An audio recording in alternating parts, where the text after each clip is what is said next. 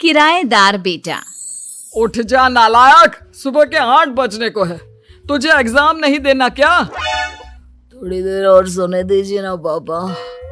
तू उठता या फिर मैं तेरे ऊपर पानी फेंकूं? रोज गधों की तरह सोता रहता है, पेपर की कोई टेंशन ही नहीं है। और एक हमारा समय था जब हम पेपर में फेल होने के डर से रात भर पढ़ा करते थे, सो ही नहीं पाते थे। तो क्या अब आप उसका बदला मुझसे लेंगे? मैं 15 मिनट बाद उठ जाऊंगा, आप प्लीज जाइए, मुझे डिस्टर्ब मत कीजिए। इतना कहकर रौनक रजाई ढककर फिर से सो जाता है। तू वैसे नहीं मानेगा, रुक मैं अभी पानी लेकर आता हूं। बस फिर क्या था, इतना कहकर वो भागते हुए बाथरूम में जाते हैं और पानी की एक बड़ी सी बाल्टी लाकर रौनक के ऊपर फेंक देते हैं। पानी पड़ते ही रौनक झट से उठ जाता है। ये आपने क्या किया पापा?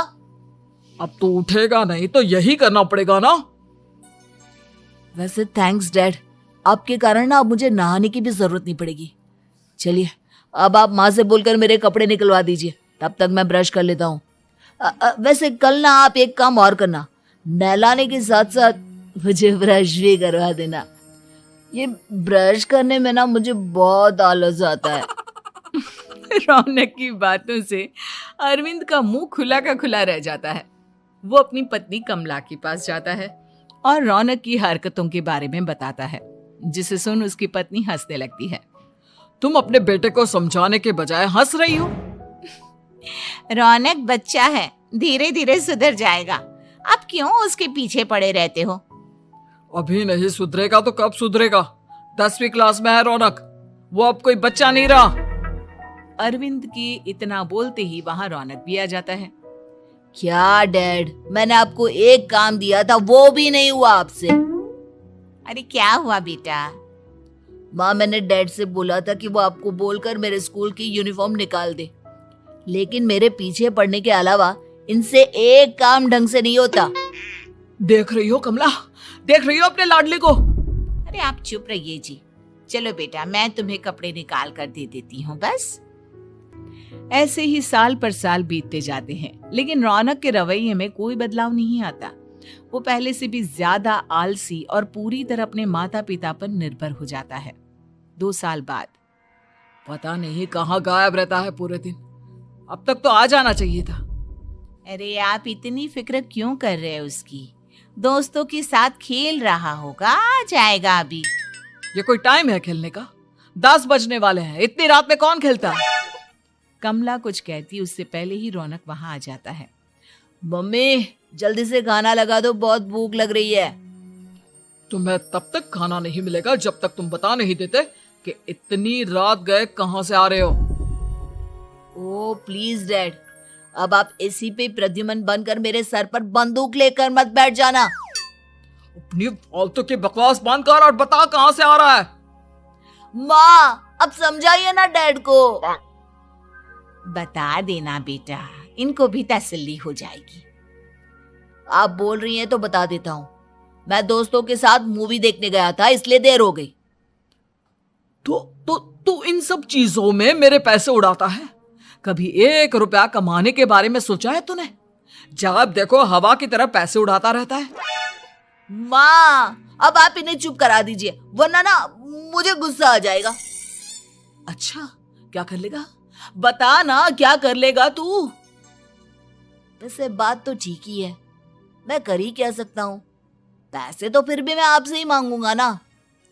चलिए अब ये सब बात छोड़िए और मम्मी मेरे लिए खाना लगा दीजिए। अभी लगा देती हूँ बेटा।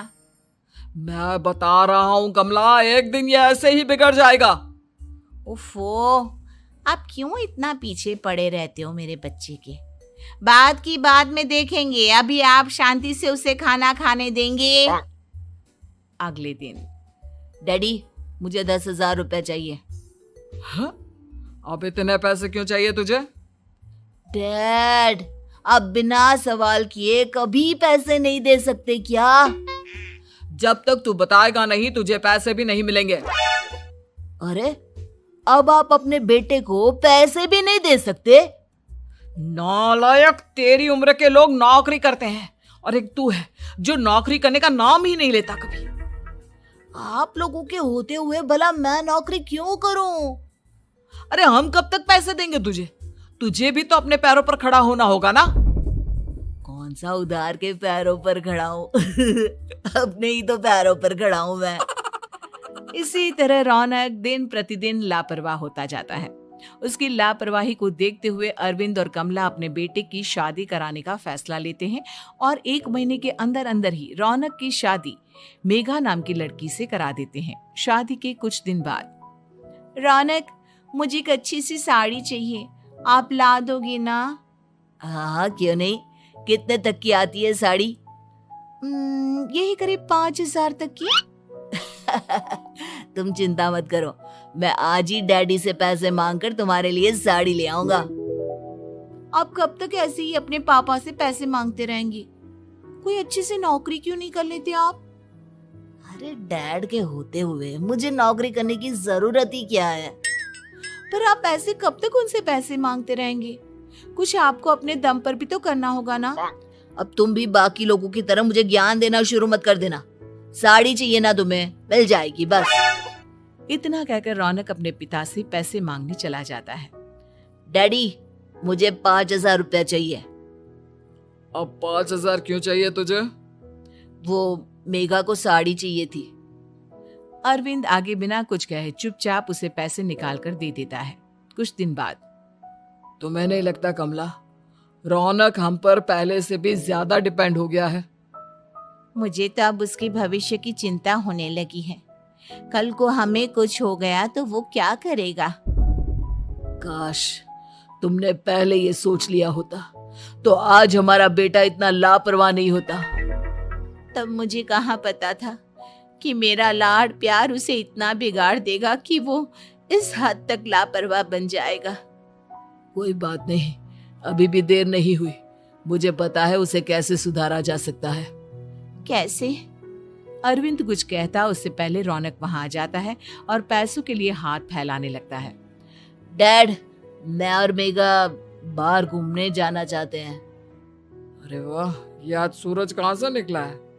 Dad please. अच्छा चलो अब मुद्दे की बात करो। मुझे अब 25,000 चाहिए। अब तुम्हें 1 रुपया भी नहीं मिलने वाला। अगर तुम्हें पैसों की इतनी ही जरूरत है तो कोई ढंग की नौकरी कर लो। मम्मी, आप कुछ कहिए ना डैड को। बेटा, वो गलत क्या बोल रहे हैं? ये सब हम तेरे भले के लिए ही तो कर रहे हैं। मम्मा, मैंने बताया ना आपको, मुझे नहीं करनी कोई जॉब वॉब। तो ठीक है, निकल जाओ हमारे घर से। तुम्हारे जैसे लोगों के लिए मैंने ये घर खड़ा नहीं किया है। जितना ये घर आपका है ना, उतना ही मेरा भी है। मैं कहीं नहीं जाने वाला। जाना तो पड़ेगा ही तुझे, क्योंकि अब मैं तेरा कोई भी खर्चा नहीं उठाने वाला। ठीक है, मत उठाइए मेरा खर्चा, मैं अपने दम पर भी जी सकता हूँ। तो बेशर्मों की तरह अब तक यहाँ क्यों खड़ा है? अपना सामान ले और निकल जाए यहाँ से। रौनक पैर पटकते हुए वहां से चला जाता है। घर से निकालना जरूरी है क्या उसे? बिना पैसों के कौन रखेगा उसे किराए पर? अगर उसका भविष्य सुधारना है तो हमें अपने दिल पर पत्थर रखकर ये कदम उठाना ही होगा। दोनों बात कर रहे होते हैं कि रौनक अपनी पत्नी के साथ एक बड़ा सा बैग लेकर घर से निकल जाता है, लेकिन घर से बाहर उसे कोई भी मुफ्त में अपने घर किराए पर नहीं रखता। अंत में थक हार कर वो फिर से अपने घर चला जाता है। क्या हुआ? थोड़ी देर पहले तो दहाड़ते हुए घर से निकला था, अब क्या हुआ? नहीं रखा ना किसी ने तुझे किराए पर? डैड प्लीज, मैं कुछ दिनों में कोई अच्छी सी नौकरी शुरू कर दूंगा। आप तब तक तो हमें रख लीजिए प्लीज। सुबह से रात हो चुकी है लेकिन कोई हमें रखने को राजी नहीं है। अब आप ही बताइए, इतनी रात को मैं मेघा को लेकर कहाँ जाऊंगा? ठीक है, बहू की वजह से मैं तुझे घर पर रख रहा हूँ, लेकिन तू इस घर में एक बेटे की नहीं बल्कि एक किराएदार की हैसियत से रहेगा। 3 महीने हैं तेरे पास।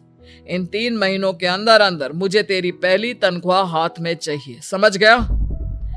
पक्का डैड, इन 3 महीनों के अंदर अंदर तो कोई बढ़िया सी नौकरी ढूंढ ही लूंगा मैं।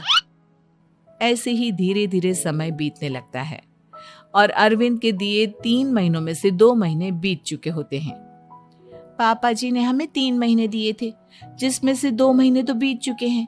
अब ये आखिरी महीना बचा है। अरे तुम चिंता मत करो, आज मेरा ना 2 जगह इंटरव्यू है, दोनों में से कहीं ना कहीं तो जॉब लगी जाएगी। अच्छा, all the best. Raunak interview के लिए निकल जाता है, जिसके बाद शाम में रौनक घर आता है। कैसा गया इंटरव्यू? आपकी नौकरी लगी या नहीं? अरे पहले सांस तो ले लेने दो अच्छे से। बताइए ना, मुझसे तो जरा भी इंतजार नहीं हो रहा है। वो दरअसल बात यह है कि मेरी नौकरी तो लग चुकी है, लेकिन पैसे बहुत कम है। कितने पैसे हैं? 15,000। इतने में अरविंद और कमला मिठाई का डिब्बा लेकर आ जाते हैं। बधाई हो बेटा। हम जानते थे तेरी जॉब जरूर लगेगी। लेकिन मेरी सैलरी बहुत कम है मम्मा। कम है तो क्या हुआ, धीरे धीरे बढ़ जाएगी। हाँ बेटा, हम तो बस चाहते थे कि तू अपने पैरों पर खड़ा हो जाए। मतलब अब आप मुझे घर से नहीं निकालेंगे? नहीं, ये सब हमने तुझे जिम्मेदार इंसान बनाने के लिए किया था। Thank you mummy papa. अगर आप दोनों ऐसा नहीं करते तो मुझे कभी अपनी जिम्मेदारियों का एहसास तक नहीं होता।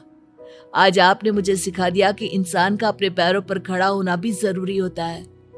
इतना कहकर रौनक झट से अपने माता पिता के गले लग जाता है और अपनी कमाई की पहली तनख्वाह वो अपने माता पिता के हाथ में सौंपता है। इस तरह रौनक एक गैर जिम्मेदार व्यक्ति से एक जिम्मेदार व्यक्ति बन जाता है।